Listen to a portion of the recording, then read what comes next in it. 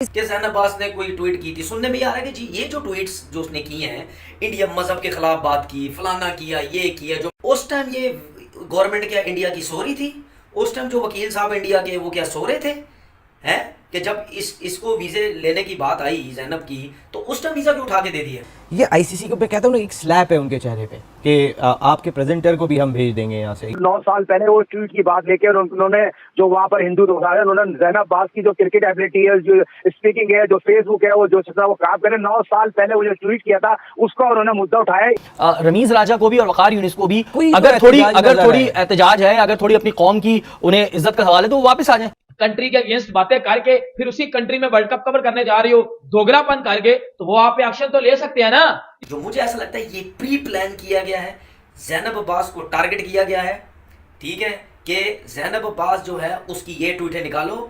ये प्लान लग रहा है सारा, ये ऐसा नहीं है कि बस ब्लू मून किसी को ख्याल आया कि कुछ करना है और ऐसा, ये प्लान लग रहा है। तो पूरा उन्होंने होमवर्क किया हुआ था। मकसद क्या है, जहाँ नजर आता है पाकिस्तान को डेंट करने के लिहाज से, पाकिस्तान को डिफेम करने के लिहाज से वो करते हैं। जर्नलिस्ट के साथ आप पब्लिक के साथ जो गैर बिहारी कर रहे हैं जेशा, कोई शर्म करो, कोई हया करो। तो हमारे जर्नलिस्ट की रिस्पेक्ट नहीं है, तो हमारी किसी की रिस्पेक्ट नहीं है, करना चाहिए। और हमें टोटली जर्नलिस्ट को खास तौर पर कहूंगा बाइकआउट करना चाहिए। और लॉजिकल बात यह है कि जो ज़ैनब पर केस हुआ है, ये सीधी बात है यार, जो उसके ट्वीट्स हैं, चाहे उसने उस पर मतलब अनइंटेंशनली किए हो, उस पर, लेकिन किए ना ट्वीट भाई, and they were offensive and derogatory, that's it. कि ज़ैनब अब्बास के हवाले से कि वहाँ पर इंडिया में किस तरह उनके साथ बिहेव किया गया और उनको फौरी तौर पर इंडिया छोड़ के दुबई जाना पड़ा। हेलो फ्रेंड्स, जय हिंद। आप सभी का स्वागत है हमारे चैनल में। तो दोस्तों, आप सभी को जैसे पता ही है कि ज़ैनब अब्बास को जो निकाल के दुबई भेज दिया गया है, तो उसी पे तनवीर अहमद को भी मिर्ची लगना और वो लाइव टीवी पर फुट के रोके, उसने भी दिखा दिया है कि हमारी कितनी बड़ी गलतियां होती हैं। वो बोल रहा है कि वो अगर पहले का मामला था तो अभी क्यों सजा दे रहे हैं। अरे बेवकूफ इंसान, पहले की बात हो या अभी की बात हो, कर्म करोगे तो कांड मिलेगा ही मिलेगा, कुछ भी हो उसमें।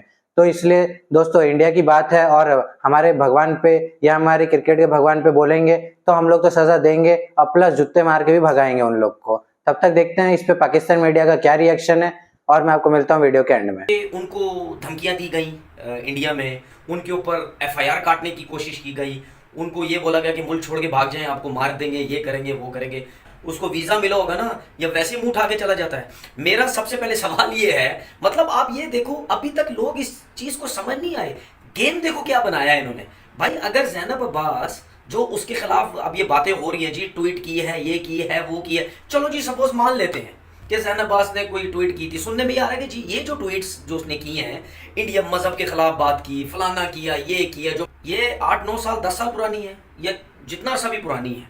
तो मुझे ये बताएं, उस टाइम ये गवर्नमेंट क्या इंडिया की सो रही थी? उस टाइम जो वकील साहब इंडिया के वो क्या सो रहे थे? हैं कि जब इसको वीज़े लेने की बात आई ज़ैनब की, तो उस टाइम वीज़ा क्यों उठा के दे दिया? कि जिस दिन से ये पाकिस्तान के जो मीडिया के जर्नलिस्ट के लोग हैं, जिस दिन से इन्होंने बोलना शुरू किया है, आईसीसी को बोलना शुरू किया है, हमारे को वीज़ा क्यों नहीं मिल रहा, उस दिन के बाद से आपने देखा कि वो वीज़ा लेट कर रहे हैं, कभी क्या बहाने मार रहे हैं, कभी क्या बहाने मार रहे हैं।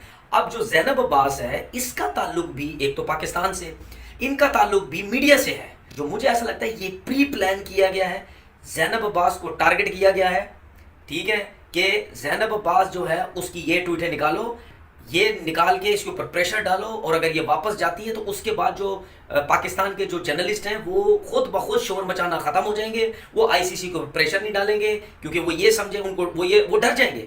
इस प्रॉपर तरीके से कि जर्नलिस्ट को उन्होंने वीज़ा देना ही नहीं था, इन्होंने ये गेम खेला, जो कि वो ये समझते हैं कि आधे वो कामयाब हो गए हैं। ये टैक्टिक्स खेला गया। अदरवाइज ये अगर ट्वीट्स 7-8-9 साल 10 साल पुरानी थी, उसको देखते हुए इनको कोई वीज़ा देता ही नहीं।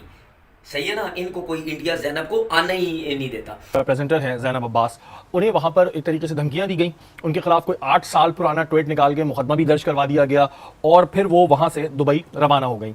क्या ये मेहमान नवाजी है? क्या ये भारत गवर्नमेंट का तरीका है ट्रीट करने का अपने मेहमानों को, कि जो प्रेजेंटर आएंगे वो आईसीसी की ऑफिशियल प्रेजेंटर है, उन्हें वहाँ पे धमकियाँ दी गई और उन्हें जो है इतना मजबूर किया गया कि वो आईसीसी का वर्ल्ड कप छोड़ के, इतना बड़ा इवेंट छोड़ के दुबई चली गई। और अगर ज़ैनब अब्बास को 8 साल पुरानी ट्वीट के ऊपर वापस भेजा जाता है, तो ये shut up call international cricket council को दी गई है बीसीसीआई की जानिब से।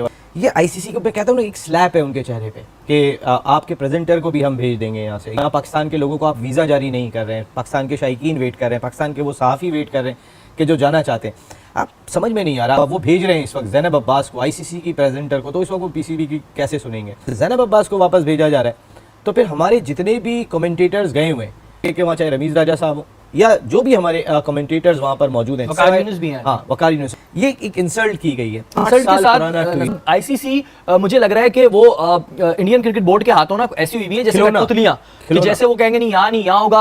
अब रीजन फिर यही आया था कि जी वहाँ पैसा बहुत है, तो क्या आईसीसी पैसा ले रही है? क्योंकि ये तो बाकी में आपका एक सजेशन बहुत अच्छा है कि रमीज राजा को भी और वकार यूनुस को भी अगर थोड़ी एहतजाज है, अगर थोड़ी अपनी कौम की उन्हें इज्जत का सवाल है, तो वो वापस आ जाए। रमीज राजा, वकार यूनुस अगर थोड़ी सी भी, क्योंकि आप भी पाकिस्तान की आइडेंटिटी है, पाकिस्तान की वजह से आप है, वरना कौन रमीज राजा कौन Waqar Younis, nobody can knows you. तो अगर आपके अंदर थोड़ी सी इस मामले में कुछ गट्स हैं, मैं अल्फाज यूज नहीं करना चाह रहा, कुछ गट्स हैं, तो आपको एहतजाजन वहां से छोड़ के आ जाना चाहिए। पैसा जिंदगी में बहुत करा लेंगे, ये वही बात होगा कि आपके अपने साथियों को उठा के जो है वो फेंका जा रहा है। देखिए जैनब अब्बास के हवाले से कि वहाँ पर इंडिया में किस तरह उनके साथ बिहेव किया गया और उनको फौरी तौर पर इंडिया छोड़ के दुबई जाना पड़ा। इस आईसीसी इंडिया पे इस हवाले से कोई अपना असर और रसूख रखता है? क्योंकि हमने तो आईसीसी में ज्यादा इंडिया का ही असर रसूख देखा है कि वो इस पे कोई स्टेप ले सकें। ट्वीट थी 8-9 साल पुरानी थी, और मेरा ख्याल है तब जैनब का करियर का स्टार्ट भी नहीं होगा शायद। ठीक है, एक तो तब थी। दूसरी चीज ये कि आपने देखा कि उन्होंने अभी 5 तारीख को एक ट्वीट किया भारत पहुंच के, उन्होंने कहा कि दोनों के कल्चर सेम है, सब कुछ सेम है और बड़ी अच्छी हॉस्पिटैलिटी मिली है, तो आपने उसको भी वैल्यू नहीं किया।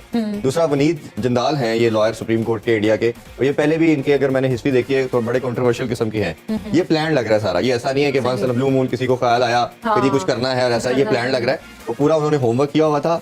मकसद क्या है, जहाँ नजर आता है पाकिस्तान को डेंट करने के लिहाज से, पाकिस्तान को डिफेम करने के लिहाज से वो करते हैं। अगर आपको लगता था कि ये आपके लिए ये ठीक नहीं है, तो आप इसकी जो भी आपके इंटीरियर मिनिस्ट्री ने इसका डिसीजन लेना है या कोर्ट ने डिसीजन लेना है, आप जब वीजों की बात हो रही थी आप उसको वीजा ही ना देते कि जी इन रीजंस की वजह से हमें आप पे कंसर्न है, ऐसे बंदे को हम अपने कंट्री में आने को अलाउ नहीं कर सकते। तो that is very much clear, हमें भी पता होता, उसकी जैनब को भी पता होता। हमें डिफेम करने की आपने बुला के घर बुला के, आप देखे ना अब जो जैनब का इंसिडेंट हो गया तो आईसीसी तो जो बात करते अभी तक आपने पूरा वीडियो देख ही लिया होगा, तो हमारी वीडियो के साथ में जुड़े रहिए और वीडियो को लाइक करिए, ज्यादातर शेयर करिए और चैनल को सब्सक्राइब करना बिल्कुल ना भूलें। जय हिंद।